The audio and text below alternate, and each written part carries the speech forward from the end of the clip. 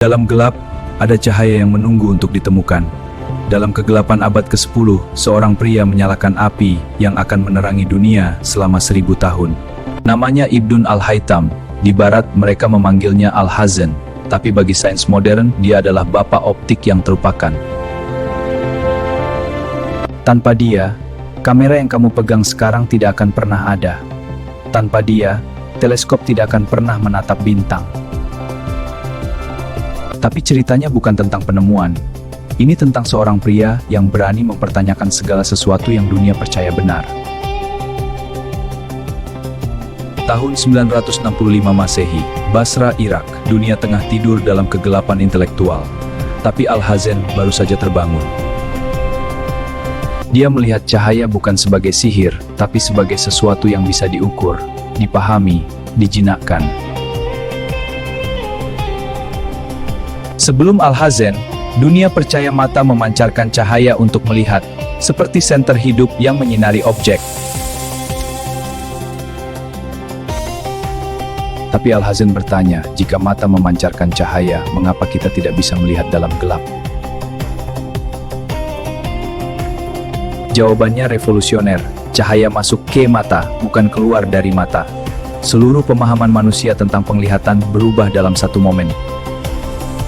Dia membangun kamar gelap pertama dalam sejarah, kamera obscura, nenek moyang setiap kamera yang pernah dibuat. Tapi Alhazen tidak berhenti. Dia mempelajari bagaimana cahaya membelok, memantul, membias.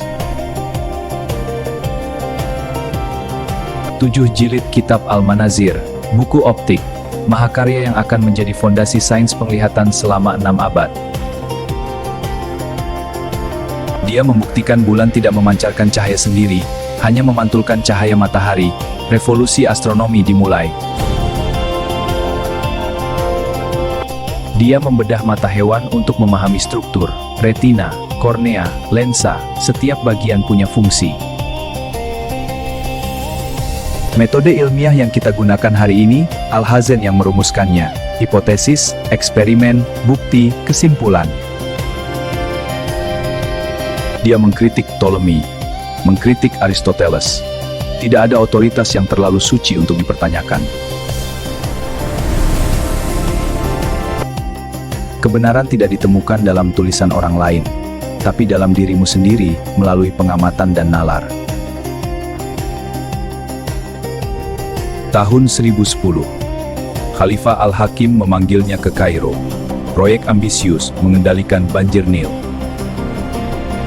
Alhazen menerima. Dia yakin bisa menghitung volume sungai, membangun bendungan, mengatasi banjir yang telah menghancurkan selama berabad-abad. Tapi ketika dia tiba di Aswan, realitas menghantam. Sungai Nil terlalu besar, terlalu kompleks.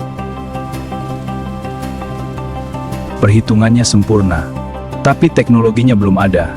Dia menyadari, dia tidak bisa menyelesaikan ini. Untuk pertama kalinya, ilmuwan terbesar zamannya mengaku kalah, bukan pada manusia, tapi pada alam itu sendiri. Dia kembali ke Kairo dengan kabar buruk. Khalifah Al-Hakim terkenal tidak stabil, kemarahan bisa berakibat fatal. Saya salah. Proyek ini tidak mungkin dengan teknologi saat ini.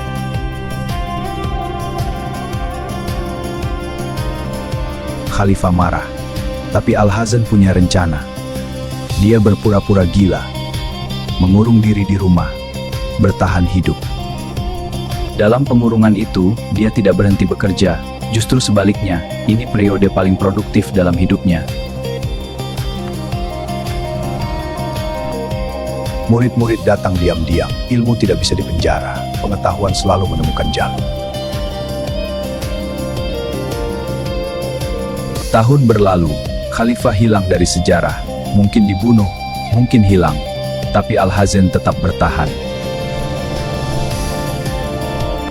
200 buku ditulis, 30 tentang optik, 20 tentang astronomi, sisanya tentang matematika, fisika, filsafat. Dia mengubah cara manusia melihat dunia, secara harfiah dan metaforis. Tapi babaknya belum selesai. Kabar datang, Khalifah Al-Hakim tewas, pengurungan Al-Hazen berakhir, tapi kebebasannya datang dengan harga. Setelah bertahun-tahun dalam gelap, dia keluar. Cahaya matahari menyilaukan, seperti metafora sempurna hidupnya. Dunia berubah, tapi karyanya tetap. Kitab Al-Manazir mulai menyebar, dari Kairo ke Baghdad, ke Spanyol. Tapi ada masalah, karyanya ditulis dalam bahasa Arab. Eropa maksud Anda, belum bisa mengakses. Suatu hari ilmu ini akan tersebar luas. Dia melatih penerjemah, memastikan tidak ada yang hilang, setiap kata penting, setiap diagram harus akurat. Tubuhnya melemah, usia hampir 70 tahun, tapi pikirannya masih tajam. Masih ada satu hal yang ingin dia pastikan.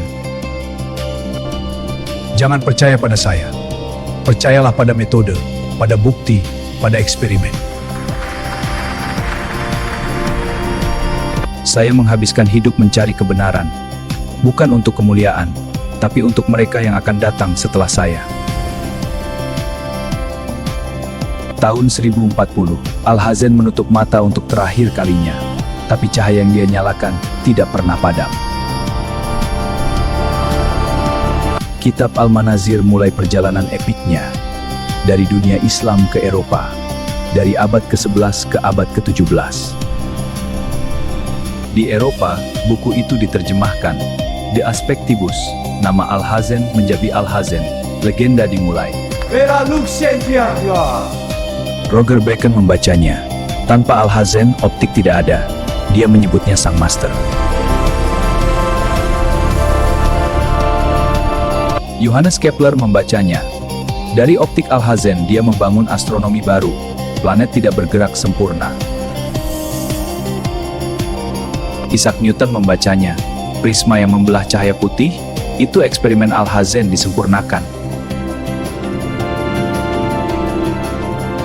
Da Vinci, Galileo, Descartes, semua berdiri di pundak Al-Hazen, tapi namanya perlahan memudar dari sejarah. Kamera pertama, 1826. Prinsipnya, kamera obskura Al-Hazen. Setiap foto yang pernah diambil adalah warisannya. Teleskop Hubble, James Webb, melihat miliaran tahun ke masa lalu. Optik Al-Hazen disempurnakan selama 1000 tahun. Mikroskop, sel, DNA, struktur kehidupan yang tak terlihat. Semua karena kita belajar bagaimana cahaya bekerja. Ponsel di tanganmu, kamera 48 megapiksel. Setiap detik, miliaran foto diambil. Semua berkat satu pria di abad ke-10. Dari Basra ke seluruh dunia, dari abad ke-10 ke abad ke-21. Satu ide mengubah segalanya.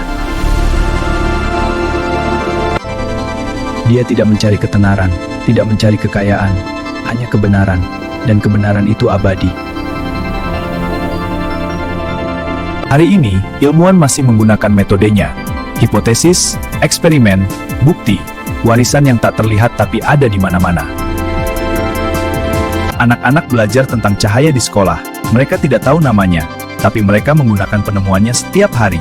Lihat pelangi! Aku merasa seperti penemu. VR, AR, layar OLED, sensor LiDAR, berdiri di atas fondasi yang dia bangun.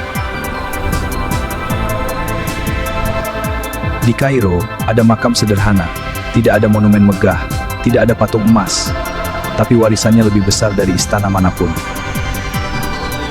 Penelitian kebenaran itu sulit, jalannya terjal, tapi hasilnya indah, dan layak untuk diperjuangkan. Al-Hazen mengajarkan kita, jangan percaya begitu saja.